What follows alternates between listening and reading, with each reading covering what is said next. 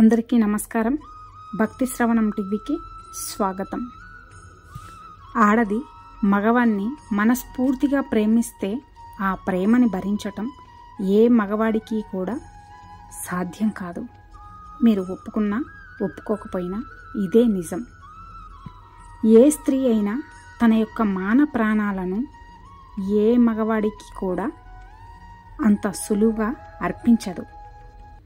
తనే నా సర్వస్వం, అలాగే తనే నా జీవితం అని భావిస్తే తప్ప అలాంటి స్త్రీ నమ్మకాన్ని ఒమ్ము చేయకుండా నిలబెట్టుకోవడం మగవాని కర్తవ్యమని మర్చిపోకండి. ఒక స్త్రీ జీవితంలో ప్రేమించే తండ్రి ఉన్నంతకాలం ప్రతి కూతురు కూడా ధనవంతురాలే కాదంటారా? ఎవడైతే మీ ముఖంలో సంతోషాన్ని చూడడానికి తన యొక్క ఓటమిని ఒప్పుకుంటారో వారితో మీరు ఎన్నడూ కూడా గెలవలేరు. ఎందుకంటే వారి వద్ద గెలుపు అలాగే ఓటముల కంటే కూడా అతీతమైన అద్భుత హృదయం ఉంది కనుక. భార్యాభర్తల అనుబంధంలో వారు ఇరువురు కూడా ఎప్పటికీ అనకూడని రెండు మాటలు, మీ వాళ్ళు మా వాళ్ళు అని, నీది నాది అని. ఎప్పుడైతే వారు ఇరువురు కలిసి మనవారు అలాగే మనది అనే ఏకాభిప్రాయంతో ఉంటారో ఆ జంట ఎంతో అన్యోన్యమైన జంటగా పిలువబడుతుంది. ఈ భూమి మీదికి నువ్వు ఒంటరిగానే వచ్చావు, ఒంటరిగానే నడవటానికి అలవాటు పడు. ఎందుకంటే నీతో ప్రయాణం ప్రారంభించిన వారందరూ కూడా నీతో పాటు చివరిదాకా నడవకపోవచ్చు. పేగుబంధం ఉంది కాబట్టి తల్లి బిడ్డలని సహిస్తుంది. కానీ ఏ బంధం లేకున్నా సరే మిమ్మల్ని మరో అమ్మగా మారి సహించేది ఒక భార్య మాత్రమే.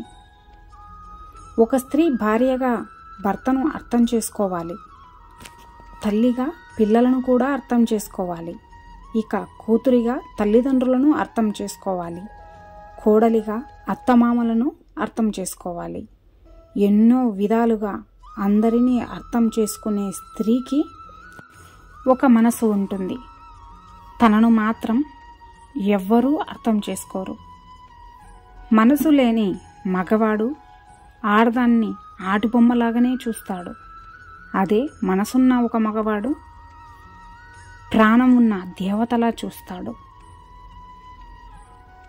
పుట్టుకతోనే ఎక్కడ పుట్టిందో ఆ ప్రదేశాన్ని విడిచిపెట్టి ముక్కు ముఖం తెలియని వాడితో జీవితాన్ని పంచుకోవడానికై తనతో వెళ్ళిపోవడానికి సిద్ధపడుతున్నది ఆడపిల్ల. తనని కన్న తల్లిదండ్రులు పొగడనివ్వండి, తనతో కలిసి పుట్టిన అన్నదమ్ములు అక్క చెల్లెళ్ళు పొగడనివ్వండి, లోకమంతా కూడా పొగడనివ్వండి. కట్టుకున్నవాడు ఒక్కసారి కసురుకుంటే చాలు బోరుమని కన్నీళ్లు పెట్టుకుంటుంది. ఎంతమంది తెగనాడనివ్వండి, నువ్వు నా ఐశ్వర్యానివే అని భర్త అన్న ఒక్క మాటకి తను ఉప్పొంగిపోతుంది. అటువంటి అర్ధత కలిగినటువంటి హృదయం ఈ లోకంలో పురుషుడికి ఉండదు. అది స్త్రీకి మాత్రమే సహజమైనది. అసలు ఆమె లేని నాడు ఈ సృష్టి నడుస్తుందా? నడవదు. ఆమె ఉన్నది కాబట్టే ఈ సృష్టి అంతటా కూడా నడుస్తుంది. మర్చిపోకండి. స్త్రీలని మీకు సాధ్యమైనంత వరకు, సాధ్యమైనా కాకపోయినా కూడా వారిని గౌరవించండి. ఎందుకంటే దానికి వారు అర్హులు కాబట్టి. భగవంతుడు స్త్రీని అలాగే పురుషుడిని ఇద్దరును కూడా సృష్టించినప్పుడు స్త్రీ ఈశ్వరుణ్ణి ఇలా అడిగిందట, పురుషుణ్ణి ఇంత శక్తివంతుడిగా సృష్టించావు, నన్నెందుకు ఇంత బలహీనురాలుగా శక్తిహీనురాలుగా సృష్టించావు? నేను ఈ సమాజంలోని కఠిన పరిస్థితులన్నీ ఎలా ఎదుర్కోగలను అని అడిగిందట. అప్పుడు ఈశ్వరుడు అన్నాడట, ఎందుకని నీకు నువ్వే బలహీనురాలిని శక్తిహీనురాలిని అని అనుకుంటున్నావు? నీకున్న శక్తి ఏంటో నీకు తెలియదు. నీవు నీ కుటుంబాన్ని అంతటినీ కూడా ఏకత్రాటి మీద తీసుకురాగలవు. నువ్వు ఎంతటి కష్టాలలో ఉన్నా సరే ఓర్చుకోగలవు. నువ్వు పంచినట్టుగా ప్రేమ ఎవ్వరూ పంచలేరు. నీ గర్భం ఎందే పురుషుణ్ణి కని నీ ఒడిలోనే పట్టుకొని ఆడిస్తావు. నీ తోడు ఉంది కాబట్టే పురుషుడు శక్తివంతుడుగా కనబడుతున్నాడు. ఈ ఒక్క మాట చాలు స్త్రీ ఎంత శక్తివంతమైనదో తెలియజేయడానికి, కాదంటారా? బిడ్డ నీది, పోలికలు నీవి, వంశం నీది, వారసత్వం కూడా నీదే. కానీ ఆ బిడ్డ తల్లి గర్భం నుండి బయటికి రావడానికి మాత్రం ప్రతి రూపాయి కూడా పుట్టింటి వాళ్ళే ఖర్చు పెట్టాలని ఏ సాంప్రదాయం చెప్పింది?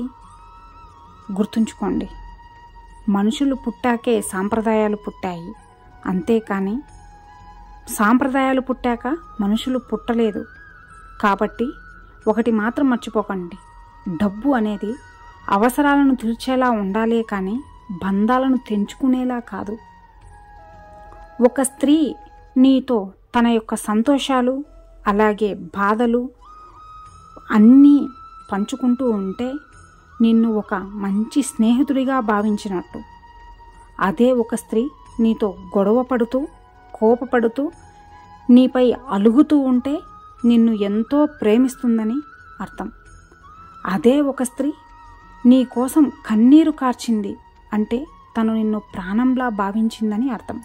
గుర్తుంచుకోండి, మన జీవితంలో సంబంధాలు ఎలా ఉండాలి అంటే సంబంధం అనే మాటలోనే మొదటి అక్షరమే సం అనే అక్షరంతో మొదలవుతుంది. సం అంటే సమానత. ఎవరి పట్లైనా సంబంధాన్ని నిలబెట్టుకోవాలి అంటే మీరు అంతగా లొంగిపోవద్దు. ఎంతగా అంటే మళ్ళీ తిరిగి లేవటానికి మరొకరి సహాయం తీసుకునేంతగా లొంగిపోయి ఉండాలి అనుకునేవారు సంబంధాన్ని ఎప్పటికీ నిలబెట్టుకోలేరు. సంబంధాన్ని ఎవరితో కలుపుకోవాలి అంటే ఎవరైతే మిమ్మల్ని సమానంగా చూస్తారో, నీకు గౌరవం ఇస్తారో, ఎందుకంటే గౌరవంతోనే సంబంధం ఏర్పడుతుంది, అలాగే బలపడుతుంది. ఎంతటి రాజైనా సరే బంధువుల మధ్య బ్రతుకుతూ ఉంటే బాధలు పడక తప్పదు. మనిషి ఒక్కసారి గాయపడ్డాక మళ్ళీ యథాస్థితికి రాలేరు. అదే ఒకవేళ మళ్ళీ ఆ బంధంలో ఉన్నా కూడా తప్పక జీవించాలనే కానీ ఇష్టంతో అయితే ఉండరు. ఆ స్థితి రాకముందే జాగ్రత్త పడండి.